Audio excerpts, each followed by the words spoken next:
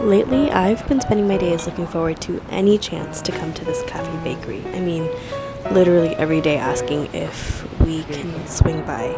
There's just something so idyllic about waking up early, buying fresh bread and pastries, adding a little cup of coffee or matcha, and having a wonderful spread to enjoy. For me, there's a sense of warmth and wonder in being able to sit in a space where you're completely free to be with your thoughts, to be yourself, though not all of us want that. And you're not alone in any sense. You're free to find yourself people watching, pastry eating, reading. What's not to like about that?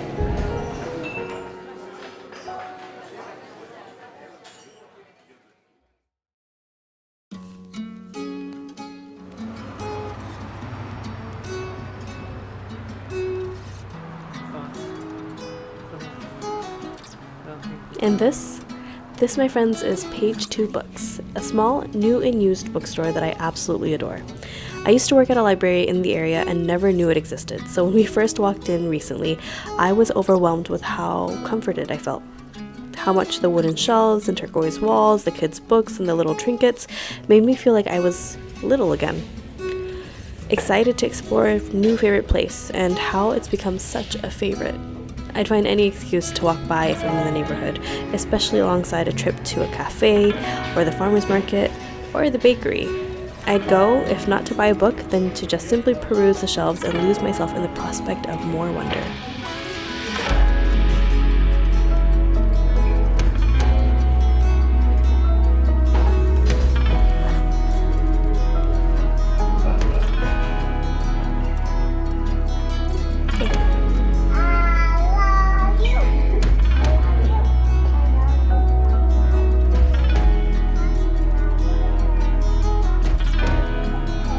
But we got it for free.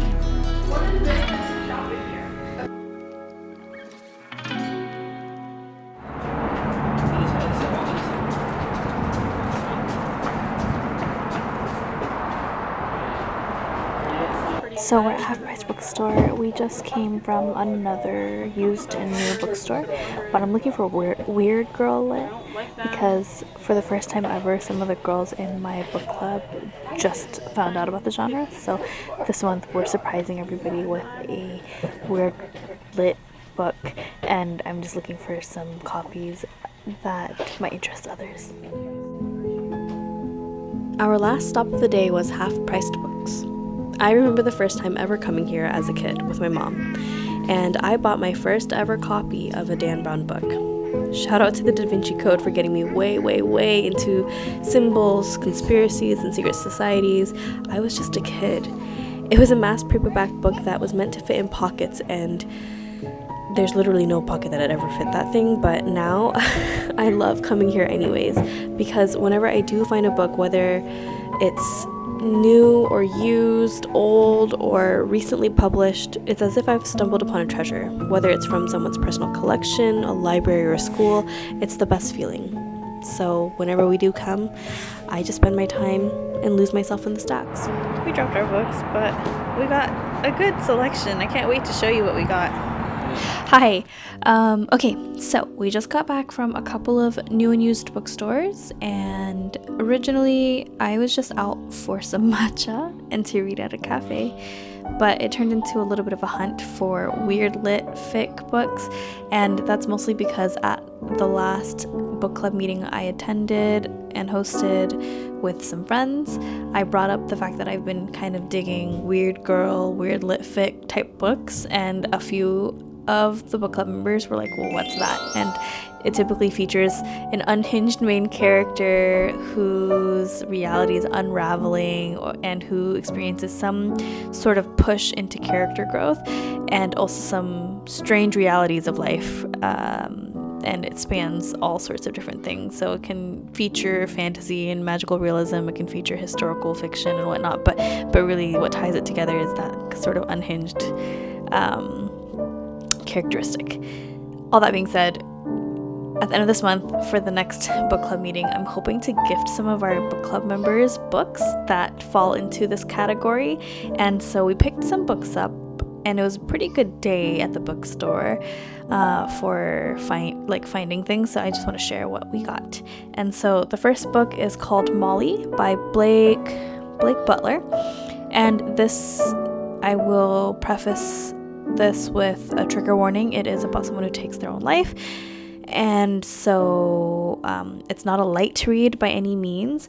Really journeys into kind of the more unthinkable parts of the human heart. It unravels the truths about a person who has endured a lot and the aftermath their partner experiences in finding all of this out.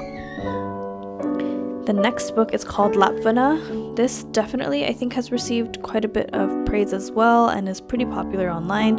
It's by Otessa Moshfegh, who also wrote My Year of Rest and Relaxation. And I don't actually know what this is about other than it takes place in the woods in a small village and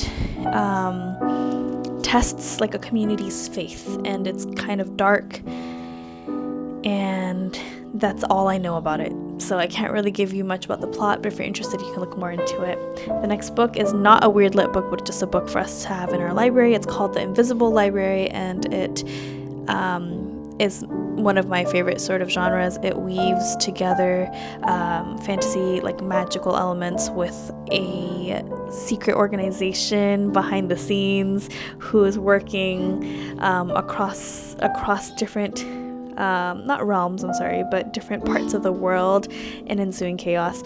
And I love stuff like that, like anything that has to do with secret organizations, cults, and heists.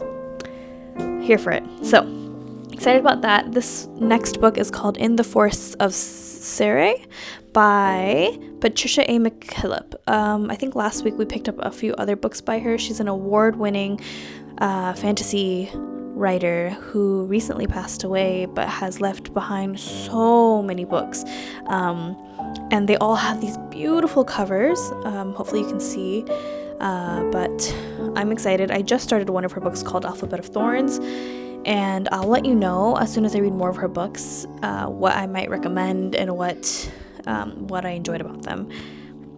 The next book is called Before We Were Innocent, and this book is definitely one of the more weird lit type books. It's about two friends who experience a shared loss one summer in their teenage years, and then fast forwarding into adulthood, they have to come back together to do something and help each other, and trying to work against the odds when they may be the ones who are seen as guilty for that loss. So I'm excited about that. I will probably re-gift it as a part of the book club gifting at the end of the month. This is a graphic novel. It's Macbeth in graphic novel form. In high school, I really loved Macbeth. I'm trying to get my husband to read more Shakespeare, or no, I'm not, but he seemed interested. He said he would read it if it was in graphic novel form, so here you go.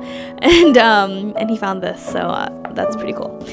Another graphic novel is Monstrous. We are both fans of the art style. It just looks really beautiful. It's about magic and darkness, and I think it's post-apocalyptic, so that'll be exciting. We got the first volume just to see if we like the story, and if so, we'll look more into it thereafter.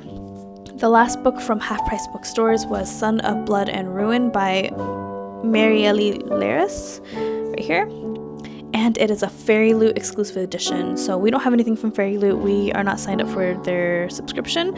But this comes with, it's signed. It comes with a letter from the author, special inside cover, and special dust jacket, as well as like without the dust jacket, it has this beautiful gold embossing. That's the last book from there. And then I got 2 other books from another used bookstore that will also be part of the giveaway. And one is Ghost Walk by Rebecca Stott. Again, it features some shadowy organizations and mysterious deaths and conspiracy, so I'm here for it. I'll definitely read this soon. But it takes place in the 1700s in Cambridge, in London. So very excited for that. And this is the last book, and it's called A Certain Hunger by Chelsea G. Summers. This is definitely weird girl-lific, and it is,